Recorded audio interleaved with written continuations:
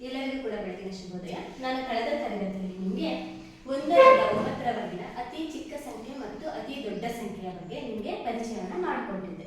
ಅಂತಂದ್ರೆ ಈಗ 9 ಬರುವಂತಹ ಸಂಖ್ಯೆಗೆ 1ನ್ನು ಕೂಡ್ತಾ ಹೋದಾಗ ಅತಿ ಚಿಕ್ಕ ಸಂಖ್ಯೆನೂ ಸಿಗ್ತಾ ಹೋಗುತ್ತೆ, ಕೆಲವು ಟೈಮ್ ದೊಡ್ಡ ಸಂಖ್ಯೆನೂ ಸಿಗ್ತಾ ಹೋಗುತ್ತೆ. ಅದು ನಿಮಗೆ ಕ್ಲಾಸ್ ಕೇಳಿದಾಗ ಗೊತ್ತಾಗ್ತಾ ಹೋಗುತ್ತೆ. ಅದಾದ್ಮೇಲೆ ಇವತ್ತಿನ ತರಗತಿಯಲ್ಲಿ ನಾನು ಪ್ರತಿ ಸ್ಥಾನದ ಅತಿ ದೊಡ್ಡ ಸಂಖ್ಯೆಗೆ 1 ಕೂಡಿದಾಗ ಮುಂದಿನ ಸ್ಥಾನದ ಸಂಖ್ಯೆ ಪ್ರಾರಂಭವಾಗುತ್ತದೆ. ಅಂದ್ರೆ ಸ್ಥಾನ ಬೆಲೆ. ನಿಮಗೆ ನಾನು ಕಳೆದ ತರಗತಿಯಲ್ಲಿ ನೋಡ್ರಿ ಬಿಡಿ 10, 100, 1000, 10,000 ಅಂತ ಹೇಳ್ಬಿಟ್ಟು ಹೇಳ್ತಾ ಹೋದೆ. ಅದನ್ನ ಮಗುಗೆ ಹೇಗೆ ಕಲಿಸ್ಬೇಕು ಅನ್ನೋದನ್ನ ಇವತ್ತಿನ ತರಗತಿಯಲ್ಲಿ ನಾನು ಹೇಳ್ಕೊಡ್ತಾ ಇದ್ದೀನಿ. ಅಂದ್ರೆ ಸ್ಥಾನ ಬೆಲೆಯನ್ನ ಕಂಡುಹಿಡಿಯುವಂಥದ್ದು ಮಗುಗೆ.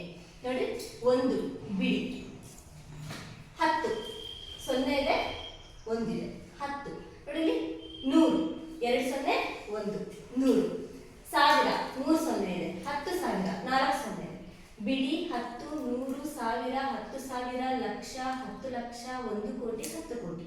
ಮಗುನ ಕೇಳಿದ ನಾವು 100ಕ್ಕೆ ಎಷ್ಟು ಸೊನ್ನೆ ಬರುತ್ತೆ ಅಂತ ಮಗು ಗೊತ್ತಿರಲ್ಲ. ಆವಾಗ ನಾವು ಮಗುಗೆ ಈ ರೀತಿ ಬಿಡಿಸಿ ಹೇಳಿದಾಗ ಎಷ್ಟು ಸೊನ್ನೆಗಳು ಬರುತ್ತೆ, ಎಷ್ಟು ಸೊನ್ನೆಗಳನ್ನ ಹಾಕಬೇಕು ಅನ್ನೋದು ಗೊತ್ತಾಗುತ್ತೆ. ಸ್ಥಾನ ಬೆಲೆಯಿಂದ ಗೊತ್ತಾಗ್ತಾ ಹೋಗುತ್ತೆ. ನೋಡಿ, ಬಿಡಿಗೆ 0 ಅನ್ನೋದಿಲ್ಲ, 1 ಇದೆ. ಬಿಡಿ ಅಂತಂದ್ರೆ 1. ಅದೇ ರೀತಿ 10 ನೋಡಿದಾಗ 1 0 ಬರುತ್ತೆ, 1 0 ಬರ್ತಾ. 100ಕ್ಕೆ 2 0, 100ಕ್ಕೆ 2 0. ಮಗುಗೆ ಇದನ್ನ ಪರಿಚಯ ಮಾಡ್ಕೊಡ್ಬೇಕು ನೀವು. 100ಕ್ಕೆ ಎಷ್ಟು ಸೊನ್ನೆ ಬರುತ್ತೆ, 1000ಕ್ಕೆ ಎಷ್ಟು ಬರುತ್ತೆ, 3 0 ಬರ್ತಾ ಹೋಗುತ್ತೆ. ಅದೇ ರೀತಿ 10,000ಕ್ಕೆ ಎಷ್ಟು ಸೊನ್ನೆ ಬರುತ್ತೆ, 4 0 ಬರ್ತಾ ಹೋಗುತ್ತೆ. 1 ಲಕ್ಷಕ್ಕೆ ಎಷ್ಟು ಸೊನ್ನೆ ಬರುತ್ತೆ, 5 0 ಬರುತ್ತೆ. ಈಗ 7ನೇ ಕ್ಲಾಸ್ ಮಗುನ ಕೇಳಿ ಲಕ್ಷಕ್ಕೆ ಎಷ್ಟು ಸೊನ್ನೆ ಅಂತ ಹೇಳಕ್ ಬರಲ್ಲ.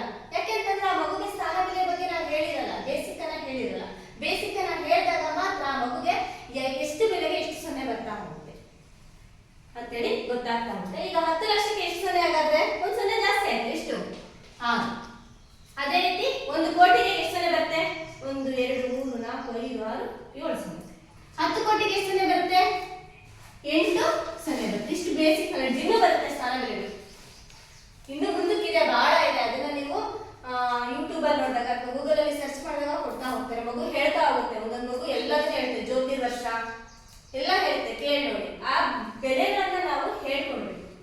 ಈಗ ನಾವು ಮುರಜ್ಜಿಗೆ ಸಂಬಂಧಪಟ್ಟಿರೋ ಹಾಗೆ 10 ಕೋಟಿ ಬಗ್ಗೆ ಮಾತ್ರ ಹೇಳಿದ್ವಿ. 9 0 ಬಂದ್ರೆ ಅದಕ್ಕೆ ಎಷ್ಟು ಬೆಲೆ, 10 0 ಬಂದ್ರೆ ಅದಕ್ಕೆ ಏನಂತ ಕರಿತೀವಿ, 11 0 ಬಂದ್ರೆ ಅದಕ್ಕೆ ಏನಂತ ಕರಿತೀವಿ. ಇದೇ ಕಂಟಿನ್ಯೂಸ್ ಆಗಿದೆ, ಕಂಟಿನ್ಯೂಸ್ ಆಗಿ ಇದೆ. ಅದನ್ನ ನಾವು ಒಂದೊಂದೇ ಹಂತವಾಗಿ ಕಲಿತಾ ಹೋಗ್ಬೇಕು. ಇವತ್ತಿನ ಕ್ಲಾಸ್ ಅಲ್ಲಿ ಇಷ್ಟೇನೆ. 10ಕ್ಕೆ ಎಷ್ಟು ಸೊನ್ನೆ ಬರುತ್ತೆ, 1 ಸೊನ್ನೆ ಬರುತ್ತೆ.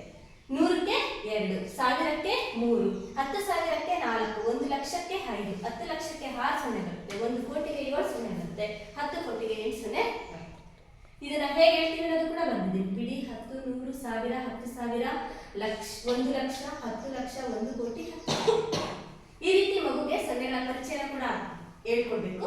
ಈಗ ನೋಡಿ, 0 0ಇಂದ ಈ ಕಡೆ ನಾವೇನಾದ್ರೂ ಸಂಖ್ಯೆನ ಬರುತ್ತೆ, 0 ಬೆಲೆ ಇಲ್ಲ, 1 ಅಂತಾನೆ ಓದ್ತೀವಿ ಅಲ್ವಾ. ಈಗ ನೋಡ್ರಿ, ಇಲ್ಲಿ 5 ಬಂದ್ವಿ, ಈ ಕಡೆ 0ಗೆ ಎಷ್ಟು ಸೊನ್ನೆನಾದ್ರೂ ಹಾಕ್ತೀವಿ, ಬೆಲೆ ಇಲ್ಲ 0ಗೆ.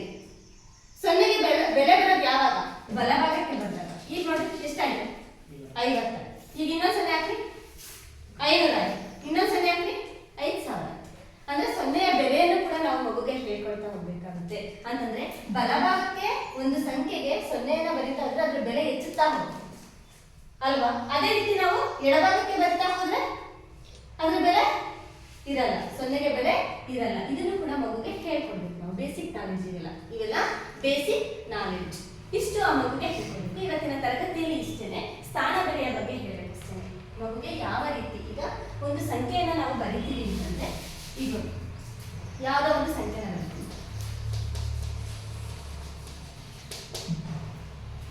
ಈಗ ಇದು ಸ್ಥಾನ ಬೆಲೆ ನಮಗೆ ಗೊತ್ತಿಲ್ಲ. ಸ್ಥಾನ ಬೆಲೆ ನಮ್ಮ ಮಗು ಹೇಳ್ಬೇಕಂದ್ರೆ ಇದು ಗೊತ್ತಿರಬೇಕು. 5 ಬಿಡಿ, 10, 100, 1000, 10,000. ಇಲ್ಲಿ ಕಾಮ ಹಾಕೋದು ಮಗು ಗೊತ್ತಿಲ್ಲ. ಬಿಡಿ 10, 100, ಇಲ್ಲೊಂದು ಕಾಮ ಅಲ್ವಾ. 4 ಸಂಖ್ಯೆನೇ ಇತ್ತು ಅಂತ ಇಟ್ಕೊಳ್ಳೋಣ. ಬಿಡಿ 10, 100 ಅಲ್ವಾ. ಈಗ 6 ಸಂಖ್ಯೆ ಇತ್ತು ಅಂತ ಇಟ್ಕೊಳ್ಳೋಣ. ಈಗ ಬಿಡಿ 10, 100, 1000, 10,000 ನೆಕ್ಸ್ಟ್ ಇದು ಕಾಮ ಹಾಕ್ಬೇಕು. ಮಗುಗೆ ಈ ರೀತಿ ಹೇಳ್ಕೊಡ್ಬೇಕು. 3 ಸಂಖ್ಯೆ ಬಿಟ್ಟಾದ್ಮೇಲೆ ಕಾಮ ಹಾಕ್ಬೇಕು, ಮತ್ತೆ 2 ಸಂಖ್ಯೆ ಆದ್ಮೇಲೆ ಕಾಮ ಹಾಕ್ಬೇಕು. ಇದು ಗಣಿತದಲ್ಲಿ ಪರಿಚಯವನ್ನು ಮಾಡ್ಕೊಡ್ತಾ ಹೋಗ್ಬೇಕು. ಇದು ಚಿಕ್ಕ ಮಕ್ಕಳಿಗೆ ಹೇಳ್ಕೊಡುವಂಥದ್ದು, ಮಕ್ಕಳಿಗೆ ಹೇಳ್ಕೊಡೋ ಅಂಥದ್ದು.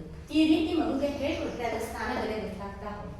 ಇಷ್ಟು ಮಗು ಗೊತ್ತಾಯ್ತು ಅಂತಂದ್ರೆ ನಾವು ಮಗುಗೆ ಏನೇ ಹೇಳ್ಕೊಡ್ಬೋದು ಅಂದ್ರೆ ಸ್ಥಾನ ಬೆಲೆ ಕೋಷ್ಟಕವನ್ನ ಹೇಗೆ ಹಾಕ್ಬೇಕು, ಸ್ಥಾನ ಬೆಲೆ ಕೋಷ್ಟಕವನ್ನ ಹಾಕ್ಬಿಟ್ಟು ಆ ಸಂಖ್ಯೆಗಳನ್ನ ಹೇಗೆ ವಿಸ್ತರಿಸಿ ಬರೀಬೇಕು, ಅದು ಸ್ಥಾನ ಬೆಲೆಯನ್ನ ಯಾವ ರೀತಿ ವಿಸ್ತರಿಸಿ ಬರೆಸಬೇಕು ಅನ್ನೋದನ್ನ ನಾನು ಮುಂದಿನ ತರಗತಿಯಲ್ಲಿ ಹೇಳ್ಕೊಡ್ತೇನೆ. ಮಗುಗೆ ಇವತ್ತಿನ ಕ್ಲಾಸಲ್ಲಿ ಇಷ್ಟು ಮಾತ್ರ ಹೇಳ್ಕೊಡ್ಬೇಕು, ಸ್ಥಾನ ಬೆಲೆ ಯಾವ ರೀತಿ ಬರುತ್ತೆ ಅಂದ್ಬಿಟ್ಟು ಸೊನ್ನೆಯ ಬೆಲೆಯನ್ನು ನಾವು ಪರಿಚಯ ಮಾಡ್ಕೊಳ್ಬೇಕು.